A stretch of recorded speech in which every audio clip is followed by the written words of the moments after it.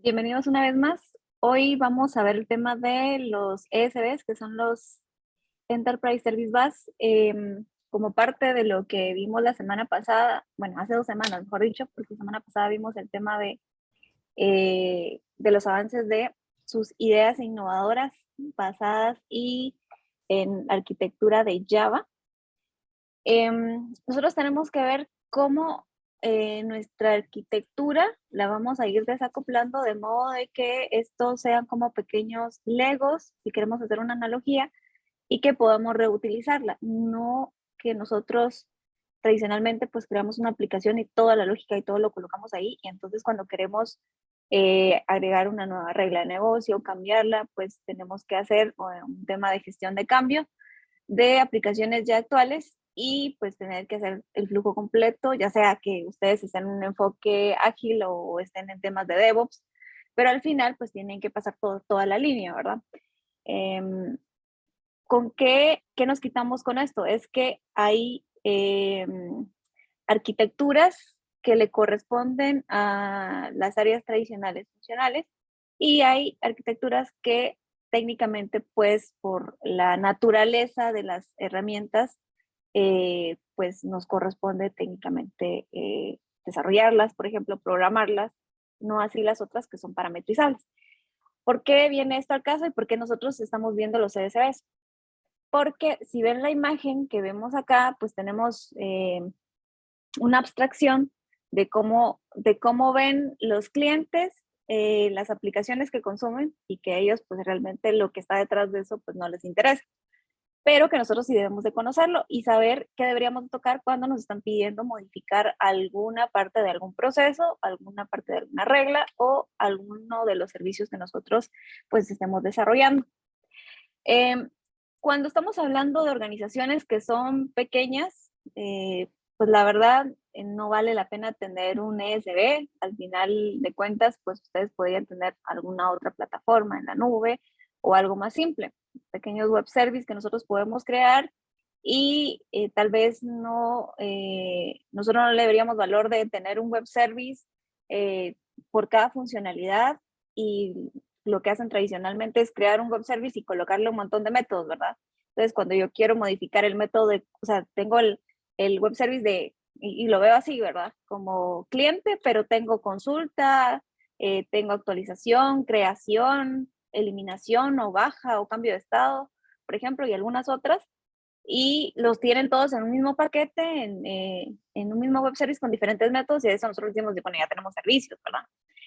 Eh, pues tal vez en una empresa pequeña o donde no hay tanto enfoque tecnológico o demanda tecnológica, pues nosotros no le vemos el problema. Pero cuando ya estamos en organizaciones que son complejas, que son grandes, recuérdense que ustedes llevan una disciplina en tema de banca, entonces los bancos son complejos y por lo tanto ya tener diferentes servicios separados en diferentes arquitecturas, ya no es tan fácil manejarlo y aparte que la comunicación con los diferentes aplicativos pues tienden a ir cambiando los protocolos, entonces nosotros tenemos que tener a alguien que nos sirva de intermediario para poder tener esa comunicación más efectiva. Entonces, partiendo de esta capa de clientes, nosotros vemos que pues la base fundamental de cualquier solución son los procesos. Y de acuerdo pues a estos procesos, que acá no está tan desacoplado con las 9 capas que vimos hace 2 semanas, vemos que estos se comunican con servicios. ¿Por qué? Porque podría ser que yo tenga un proceso asociado y alguna aplicación asociada al proceso que pueda hacer que el día de mañana la quiero cambiar. Entonces no quiero que sea algo como una camisa de fuerza que tenga que tocar código y tener que desarrollarlo. Por eso tengo la capa de servicios. Aquí aparecen los CSVs cuando hablamos de organizaciones muy complejas. ¿Sí? Eh, sí, ingeniera, pero podemos usar plataformas de microservicios y podemos usar AWS y todo lo demás. Sí.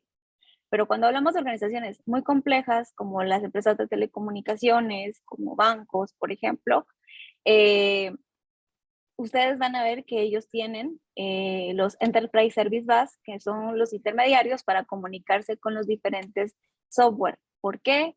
Porque en organizaciones muy grandes y complejas, ustedes tienen diferentes tipos de soluciones que hablan, unas se hablan en idioma archivo de texto, otras se hablan si bien nos va con servicios en SOAP, otros nos dicen que red, otros posiblemente van a decir, no, yo solo si quieres conectarte conmigo, pues llega directamente a la base de datos porque yo solo tengo un front como aplicativo y no hay nada de capa de servicio ni nada. Entonces, toda esa complejidad que nosotros vamos creando, o se va creando a lo largo de toda la vida útil de la organización, pues va creando la necesidad de tener un intermediario que pueda comunicarse.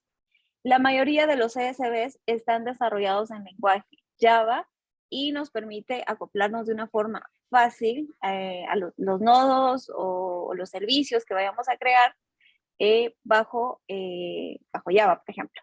No es único y exclusivo para Java. Ustedes pueden tener .NET, algunos noditos que pueden estar en PHP, o sea, lo pueden hacer, pero toda la base de los CSVs en su mayoría son Java.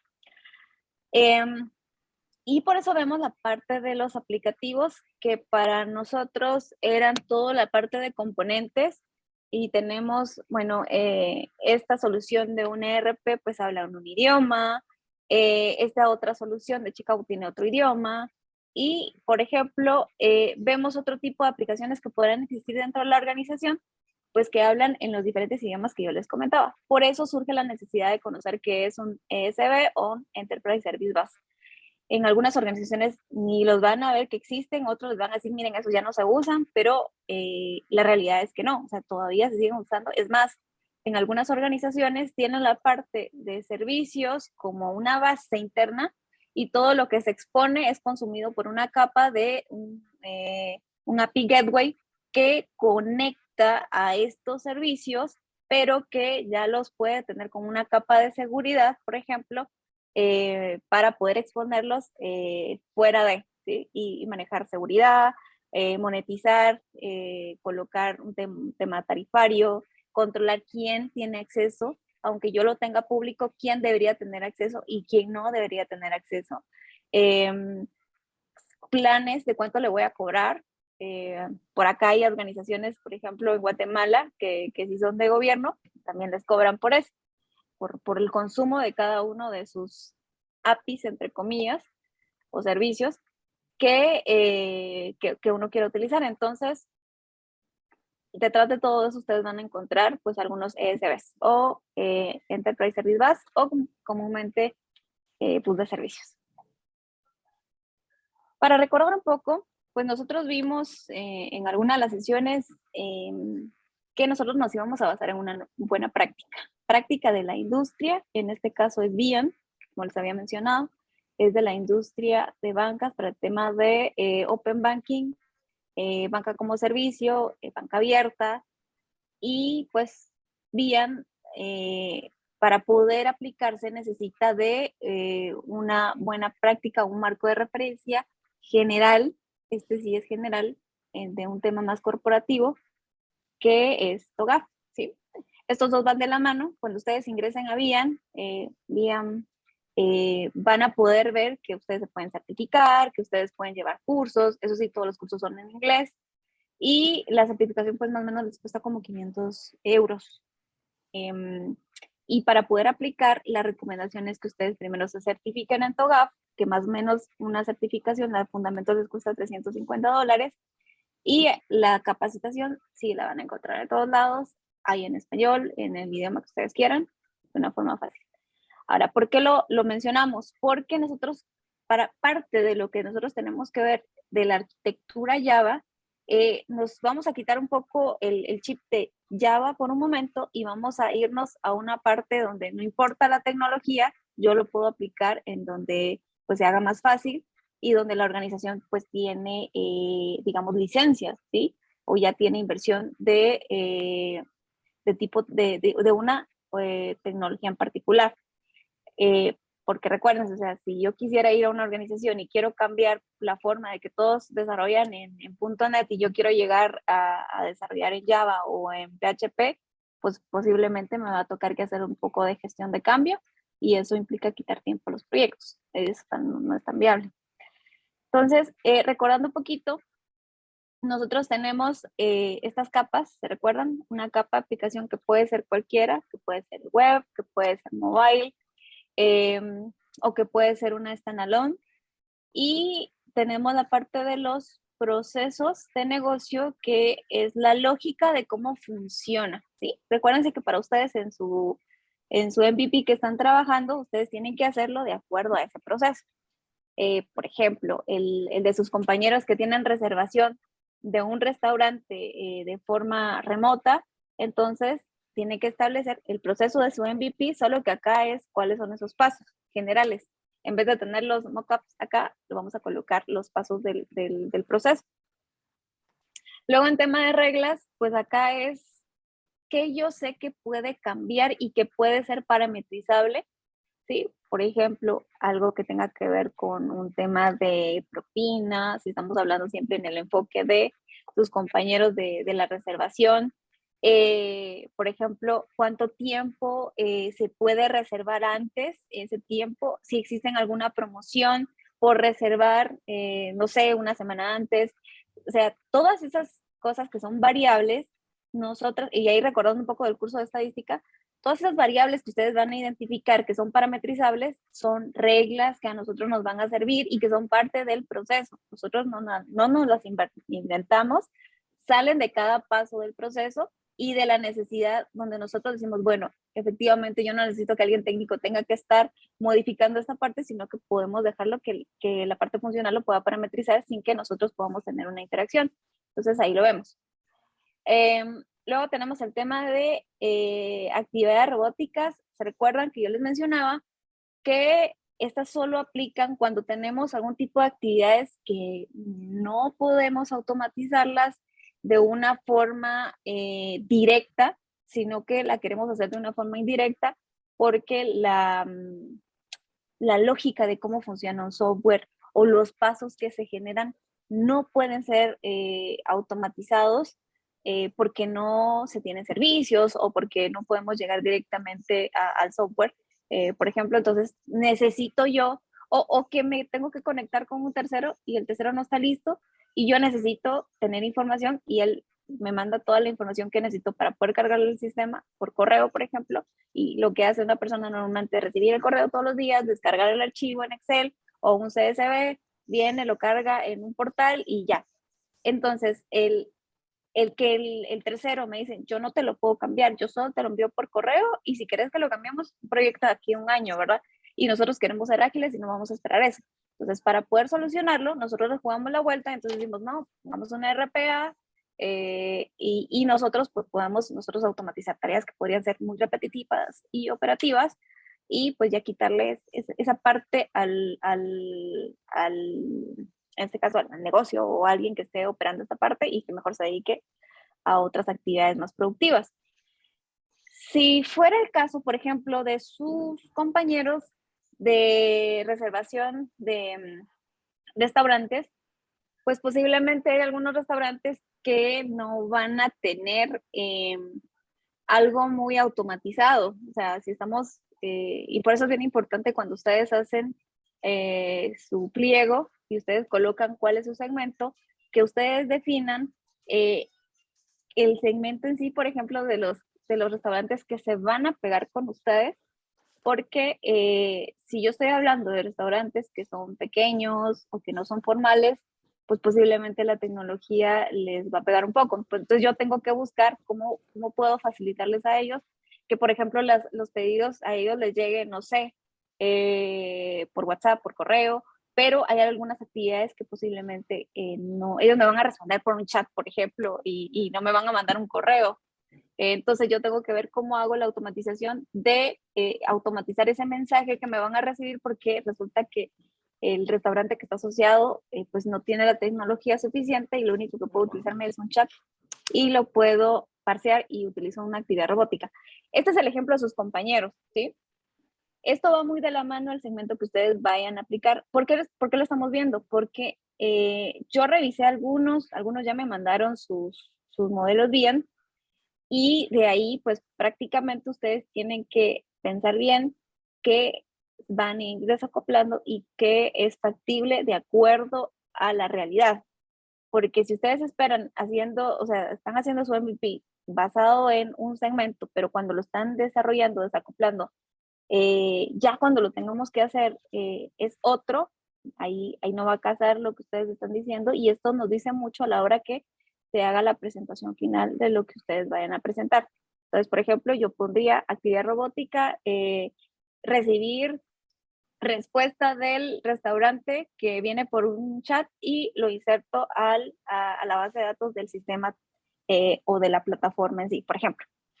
Gestión documental, todos los documentos que vayan a generar el proceso, ¿sí? En este caso, en el tema de reservaciones, bueno, la reservación, eh, no sé, si quisiera, por ejemplo, yo mandar alguna información de la misma reservación, de PI, por ejemplo, no sé, si la primera vez yo necesito guardar esa información o no lo necesito guardar, pues no lo coloco, pero la mínima información necesaria debería de estar para que a nosotros nos quede pues respaldo de que pues hicimos una reservación, ¿ya?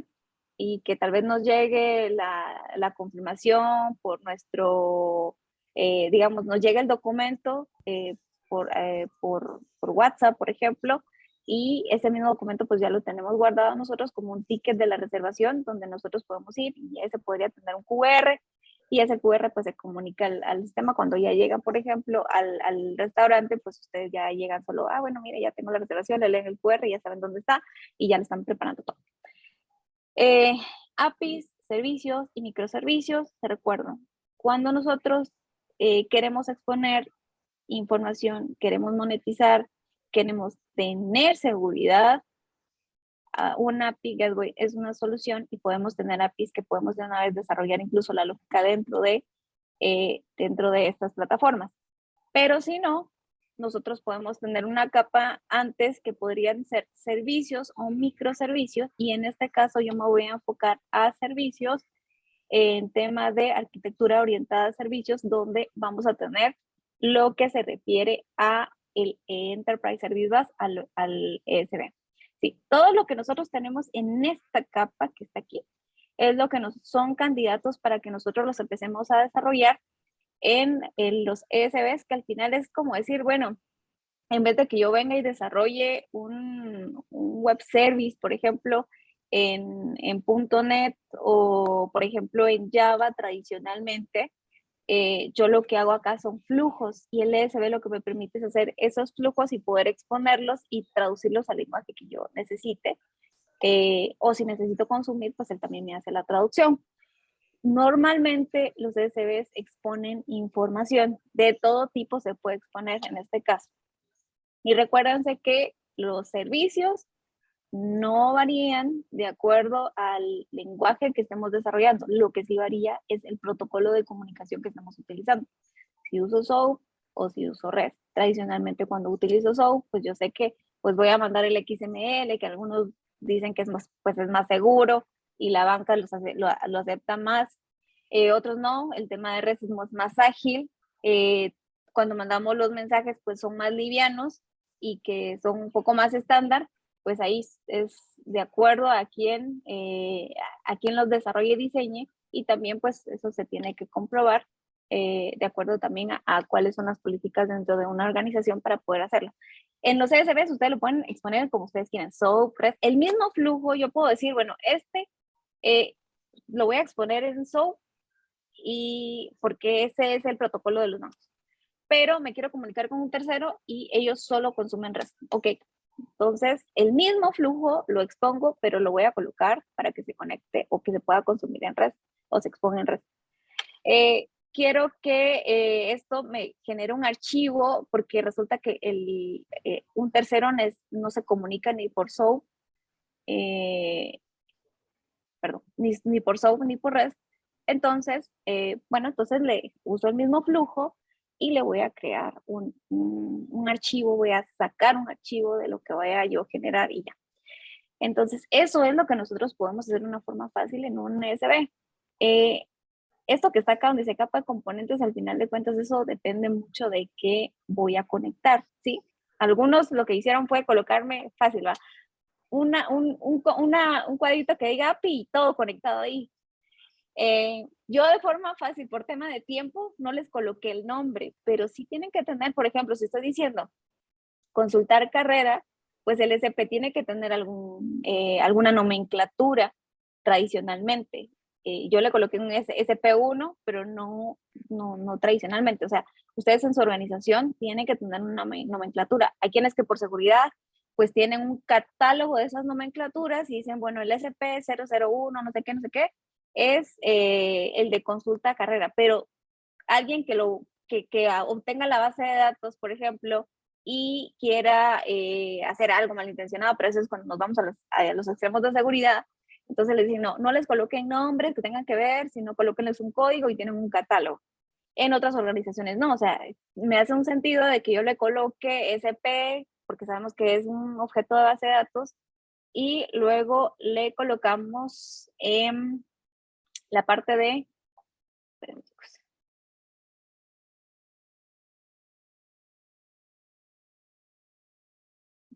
¿Todavía ven mi pantalla? Sí, sí. Ok. Entonces, nosotros le podemos colocar SP o si es un trigger TR y luego le colocamos las dos que tengan que ver con cliente CL o digamos lo asociamos de esa forma. Eso es lo que yo espero. Algunos solo les dije sepárenlo, pero mi recomendación es que no vaya a venir SP1 ni SP2, sino que venga una nomenclatura. Y si le van a poner un código, por favor, colóquele una tablita que está bien, el SP1 se va a llamar así, pero ¿qué es? ¿Qué hace? Sí, eso es lo único que les recomendaría. Por eso es que yo les decía que lo hagan de su MVP, porque su MVP va a ser más corto. ¿Sí? Ok, ustedes ya hicieron el tema del desacople, luego vemos arquitectura orientada a servicios, ¿sí? En este caso, pues tenemos un cliente, pues que puede consumir, en este caso, una aplicación web, y esta aplicación web pues tiene un formulario, y este formulario pues puede tener diferentes servicios que consuma, ya sea que sea on-premise o que estamos hablando de algo cloud, tanto PaaS como IaaS, por ejemplo. Y como les mencionaba, los CSVs pues tienen diferentes tipos de orígenes de datos y también tienen diferentes tipos de protocolos de comunicación que se puedan utilizar tradicionalmente. ¿Qué es lo que nosotros mejoramos? Cuando ya tenemos complejidades de hablar de más de 1000 servicios, pues ahí ya no va a ser tan bonito hacer esto. Digamos que me comunico con una aplicación de Java, una con .NET, un sistema legado, un servicio orquestado, pero cuando tengo varios, la verdad es que 1000 servicios ya no es tan real y la documentación, claro, si no tengo documentación y todo está en la mente de las personas, quiero tocar algo y prefiero mejor desarrollar algo desde cero. Entonces los CSV sí me dan esa claridad porque yo tengo todo en control de todo lo que yo voy a exponer. Esto es, cuando yo ya tengo un ESB, pues yo tengo un orden diferente y los diferentes tipos de protocolos de comunicación o lenguajes de comunicación que voy a tener, en este caso, pues los puedo manejar con un bus de servicios, una Enterprise Service Bus. Son aquí algunos de los beneficios, se los voy a dejar ahí para que ustedes lo puedan ver. ¿Cuáles son los que nosotros podemos ver? Open source, les coloco acá para que ustedes vean, los puedan usar, son muy buenos. Está WSO2, está JBoss, Spring Integration y Apache Service. Y los licenciados, uno de los mejores que aparece en el cuadrante mágico de Gartner es TIBCO, tiene muchas soluciones de inteligencia artificial. Luego tenemos el de IBM, Oracle, SAP y hay algunos otros, pero estos son como el top 4 para mostrarles.